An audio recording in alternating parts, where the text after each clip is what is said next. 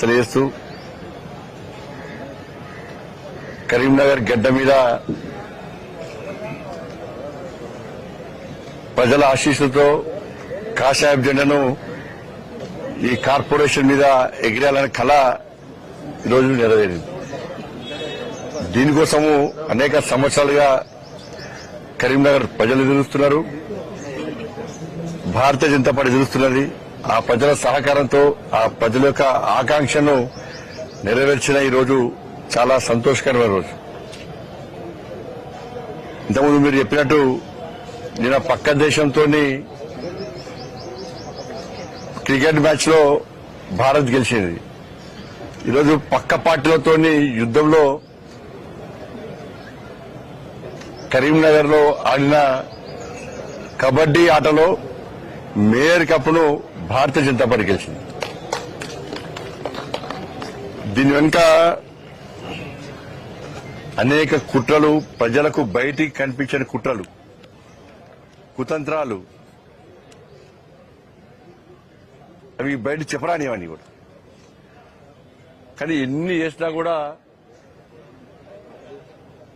ధర్మం వైపే, ప్రజాస్వామ్యమే ఎప్పుడు గెలుస్తుందన్న విషయం ఈరోజు స్పష్టమైంది.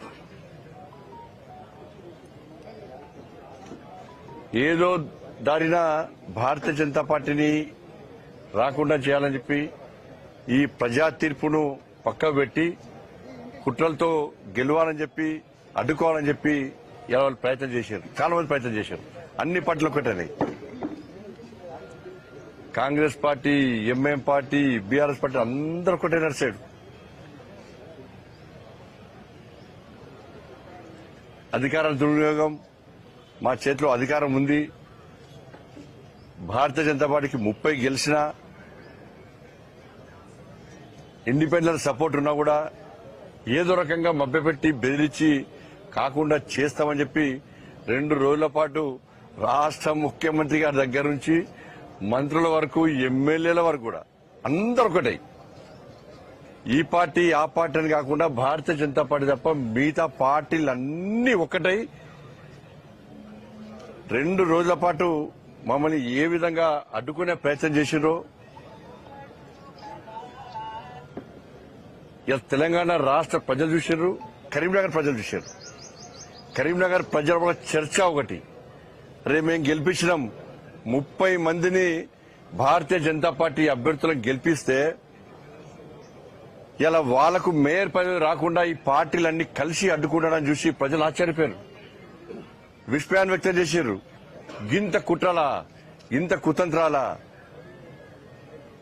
కానీ అందరూ ఒకటేరు. కానీ ఏం సాధించకపోయారు. చివరకు సాధించింది భారతీయ జనతా పార్టీ. దానికి కారణం లేదు, కేవలం భారతీయ జనతా పార్టీ బలపడుతుంది. భారతీయ జనతా పార్టీని కరీంనగర్లో రానియద్దు. ఈ కరీంనగర్లో భారతీయ జనతా పార్టీ మేయర్ అయితే రాబోయే రోజుల్లో తెలంగాణ రాష్ట్రంలో భారతీయ జనతా పార్టీ ప్రభుత్వం ఏర్పడడానికి ఒక సెంటర్ కాకపోతుందని చెప్పి ఈ పార్టీలు భయపడ్డాయి. చర్చించారు వాళ్ళందరూ కూడా. కరీంనగర్లో ప్రభుత్వం ఏర్పడాలన్నా ఇక్కడి నుంచే, ప్రభుత్వం పోవాలన్నా ఇక్కడి నుంచే గతంలో జరిగిన సంఘటనలు గుర్తుంచుకునే భారతీయ జనతా పార్టీ ఇక్కడ విజయం సాధించింది. కాబట్టి నెక్స్ట్ ఇది తెలంగాణ రాష్ట్రంలో భారతీయ జనతా ప్రభుత్వం ఏర్పడక పునాది అవుతుందని చెప్పి భయపడే వీళ్ళందరూ ధైర్యంగా ఎన్నికల్లో అడ్డుకోలేక ప్రజలు తీర్పు ఇచ్చినప్పుడు కూడా దాన్ని పక్క పెట్టి ఈరోజు అడ్డుకునే ప్రయత్నం చేసినప్పుడు కూడా ఇలా 100% ఇలా భారతీయ జనతా పార్టీ గెలిచింది, ప్రజాస్వామ్యం గెలిచింది. మా మోడీ గారికి మాట ఇచ్చొచ్చినాం మేము, సార్ కరీంనగర్ కార్పొరేషన్ లో భారతీయ జనతా పార్టీ గెలిపిస్తాం సార్. మా అమిత్ షా గారికి మాట ఇచ్చేసినాం, మా నితిన్ నబీన్ గారికి మాట ఇచ్చొచ్చినాం. ఎట్టి బస్లో కరీంనగర్ కార్పొరేషన్ లో గెలిపిస్తాం, గెలిపించి ఇలా భారతీయ జనతా పార్టీ దమ్మెందో చూపడతామని చెప్పి వారికి ఇచ్చిన మాట ప్రకారం అందరం కలిసి, ఏ ఒక్క వ్యక్తి కాదు, ఇలా ఇంతమంది భారతీయ జనతా పార్టీ సైనికులు గెలిచారు. వీళ్ళందరూ కూడా ప్రజల కోసం పనిచేశారు. భారతీయ జనతా పార్టీ మీద విశ్వాసం, నమ్మకంతో ఇలా నిలబడ్డారు. ప్రజలకు ఒక భరోసా కల్పించారు. ప్రజలు మా మీద విశ్వాసం ఉంచి ఇలా ఇంతమందిని గెలిపించారు. 2005లో ఇదే కార్పొరేషన్లో కార్పొరేటర్ గెలిచిన తర్వాత ఆ రోజున్న ఆనందం, ఆ సంతోషం, ఆ ఉత్సాహం ఇప్పుడు అన్ని గుర్తొస్తున్నాయి. ఇప్పుడు కానీ అదే కార్పొరేషన్లో భారతీయ జనతా పార్టీ అభ్యర్థి మేయర్ గా ఇవాళ సాధించడం కూడా అంతకంటే ఎక్కువ సంతోషం, ఆనందాన్ని మాకు కలిగిస్తా ఉన్నది. ఇవాళ తెలంగాణ రాష్ట్రం ఏర్పడిన తర్వాత మొట్టమొదటి మేయర్ ఇవాళ కొలగాని శ్రీనివాస్ గారు, మొట్టమొదటి డిప్యూటీ మేయర్ సునీల్ రావు గారు. అది కరీంనగర్కి అవకాశం దక్కింది. కానీ ఇంతమంది సైనికులు ఇవాళ ప్రజల ఆశీర్వాదం గెలిచారు.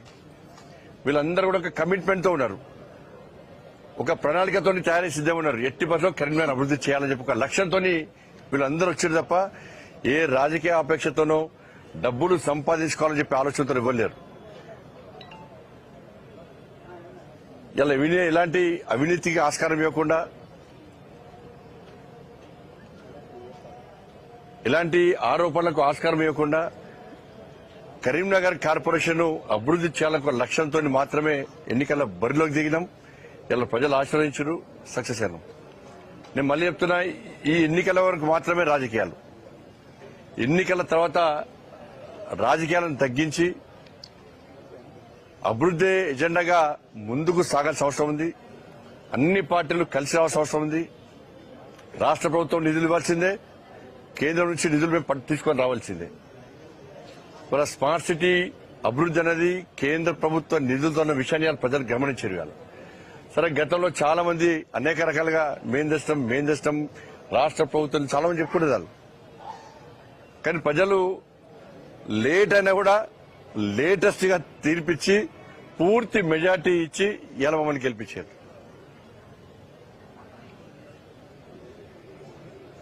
అంటే రాబోయే రోజుల్లో కూడా తప్పకుండా కరీంనగర్ అభివృద్ధికి సహకరిస్తాం, నిధులు తీసుకొస్తాం.